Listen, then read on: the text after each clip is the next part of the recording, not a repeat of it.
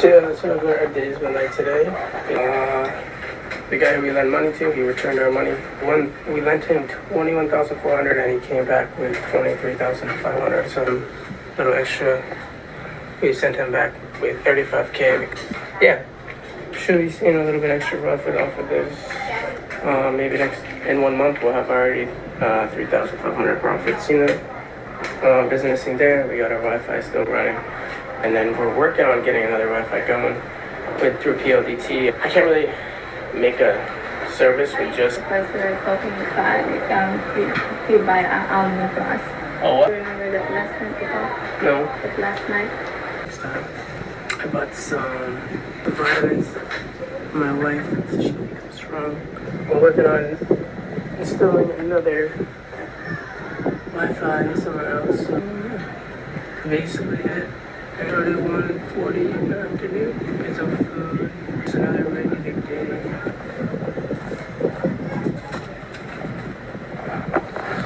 Storm clouds are starting to roll in. We should cook some food right now. With sardines, eggs, and then she's gonna take some Provan. She's been feeling weak and dizzy and shit. So, yeah. Police in the Philippines are investigating reports that American YouTuber Elliot Eastman was shot and killed after reportedly resisting an alleged kidnapping. He was reportedly shot twice while resisting his alleged abduction on October 17th, according to the Associated Press. The 26-year-old had been living in the Philippines since May, and according to the New York Times, he was taken from his home by a man allegedly impersonating a police officer. He then got shot while trying to fight off his 4 alleged kidnappers and was taken on a motorboat that sped off, per the AP. A search for Eastman and his abductors led police to arrest several suspects, and according to the New York Times, testimony from one of the men led police to believe that he died the day he was taken. Police are still looking for 4 suspects per reports. Eastman's body has not been found, but police said they believe his abductors threw him overboard into the ocean, per the New York Times. Guys, we have very sad news in the world of travel today. There's been a story emerging about a young YouTuber, only 26 years old. 26 years old. And already, unfortunately, he met his demise. I am talking about Elliot Eastman, right? He was a live stream YouTuber who's living in the Philippines, and he's now at this moment presumed dead. The positive news we can draw from this is technically his body hasn't been found, so there is a slight chance he could be alive, but as of right now, it's not looking good. I debated if I wanted to make this video because I don't want to highlight things that could be considered negative, but I also want to bring awareness to people, and this could be an eye-opening experience for all of us, how to remain safe. Yes, we love to travel. Yes, we love different cultures. It's cool to go to the east, to the west, meet new people, be smiley, bubbly, try new foods, do exotic things, right? But we have to be realistic. Every time we get on that plane, there's an element of danger, and we need to be aware of this. So, this story broke about a month ago, but in the last couple days, it's now been announced that they strongly believe that he has passed away. So if you don't know, this guy was a YouTuber. You can check out his channel. He had a few thousand subscribers. He was living in a remote area of the Philippines, and he was kidnapped, abducted, shot, taken on a boat, and allegedly body thrown in the water. Some people are blaming his wife. Some people are blaming the wife's girlfriend. They're like, hey, we're watching his videos. The wife doesn't really seem to love him. I'm not here to put the blame on anyone, but I'm here to also point out mistakes. Now, I don't want to seem like I'm better than Elliot, but I'm just trying to teach anyone who watches these type of videos. Mistake number 1.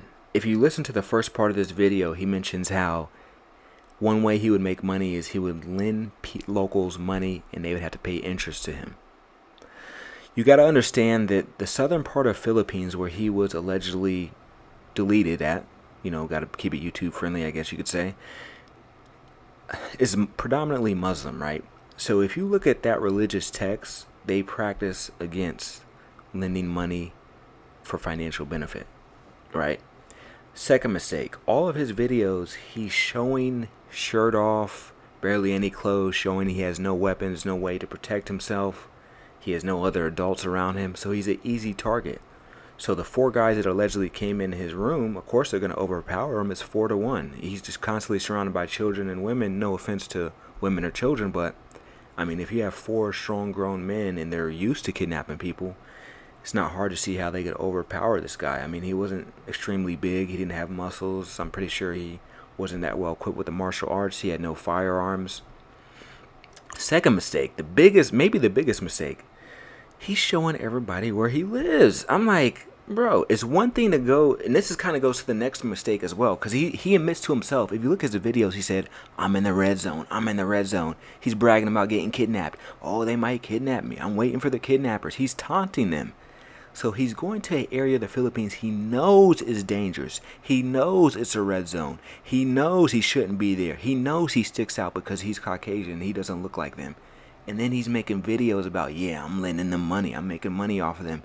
And I'm in the red zone. And I'm a YouTuber. I'm out here in the dangerous part. And he's showing them where he lives. He pips the camera like, this is my house. This is the store I open while I'm out here. I sell stuff to the locals. I borrow them money. I'm like, bro, you're showing where you live on live. It's not like he recorded these, he left, and then he threw up the videos. He's on live. This is where I'm at 6 p.m. Eastern right now. You know what I'm saying? Like, you got to move smart when you're out here. Next thing, always have some people either with you or around you when you travel. Like, even if it's a safe country, the way I move, I make sure I either know a few locals or I got some friends with me. I'm always dropping my address too to like family members back home and stuff like that. And I try to choose an Airbnb or an area that has like cameras, like guards, something. Like, I always try to set up multiple layers of defense. You know what I'm saying? This guy, unfortunately, he just seemed very naive. He's 26, but I don't know. Maybe he said he grew up in Vermont, so maybe, that rural area, maybe a 26-year-old in Vermont is not going to be the same as a 26-year-old from like LA or, New York or Miami, because you don't have that many social interactions. So physically he's 26, but mentally he could have, no offense, been like 17 or something. You know what I'm saying? But I just think he wasn't aware. Like, you got to move smart when you're out in these countries. And once again, I don't want to seem like I'm bashing him. I'm just trying to help everyone else so you don't end up in these situations. When I started watching his videos after I heard about his demise, I started to see other YouTubers doing the same thing, and they're going viral for it. So I'm here to tell you, please don't be thirsty to go viral. Like, I know if you say, oh, I'm in the dangerous part of this country, you're going to get more views. But I'm here to tell you it's not worth your life. Like, if you look at my channel, I'm doing the slow growth method. I could easily have more subscribers, easily have more likes, easily have more viewers if I was taking more risks. But I'm like, I'm not going to do that. I'm not going to purposely go to the dangerous area of Malaysia. I'm not going to purposely go to the dangerous area of the Philippines. You guys cannot, if you're making content, you cannot be thirsty for viewers. And I'm not saying that's what he's did, but I think it's no coincidence the fact that if you look at some of these other backpackers and people in his niche, their videos got like 200, 300,000 views, all this type of stuff, because they highlight, I'm in the red zone of the Philippines, and I'm an American, and nothing's happening to me. Do not go into these countries thinking just because the people are nice to you that nothing will happen. If you disrespect their culture, if you go against their way of life, if you're bragging about making money off them, if you're showing the fact that this is easy for me, I'm this, I'm that, and you're an American, like, come on, you got to be realistic when you go to these countries. You know what I'm saying? So that's the main thing I wanted to hit home with these points, guys. I want to say, please be safe. Please be safe. Do not, if you're in somewhere like Brazil, Philippines, wherever, please stick to the tourist areas. And if you do venture outside the tourist areas, make sure you know some locals. Make sure you know the way of life. Don't let it be your first time there. You know what I'm saying? Have multiple layers of defense. I'm thinking about making a more in-depth video about the subject matter, because a lot of people travel and they're like, oh, I feel safe, this, that. I'm gonna tell you, most of my travel is done solo, but that comes from years of experience. I didn't start traveling 1, 2, 3 years ago. Yes, my channel's new, but I've been traveling for over 10 years. I've been to over 15 countries and a quarter of all the states. So that's why I feel comfortable traveling solo. Are there moments where I feel like, okay, something can happen here, or I feel unsafe or uneasy? Yeah. But I watch how I move, right? I make sure I don't just whip out my camera and record it in the open if I don't feel safe. I make sure I watch how I walk, how I talk, how I move, who I'm around. Certain people I will not bring back to my Airbnb. Like, you're not going to see where I live. It just is what it is. And I'm not going to go where you live, definitely. Let's meet in this public area where there's a lot of people surrounding us. There's cameras around. You know what I'm saying? Like, you got to watch how you move out here. But yeah, I just want to make that quick little video, man. I want to say I wish the best for him and his family. There's a chance he could be alive. It's been a month that no one's found his body. But it's looking pretty sad. It's very, very sad, y'all. If y'all got loved ones out there that are traveling, man, tell them y'all love them, man. And just be careful, man. Peace, love, and stay safe, y'all. Please stay safe, man. Up and down the mountains, and now I gotta hide. Because maybe it's a kidnapper.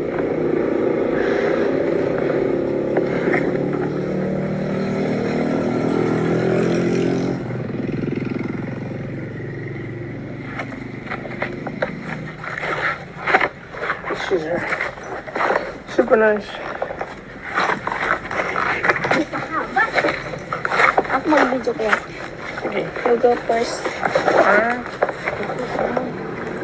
Yan na. Kidnapper's hole. Ako na. Let's see who I am.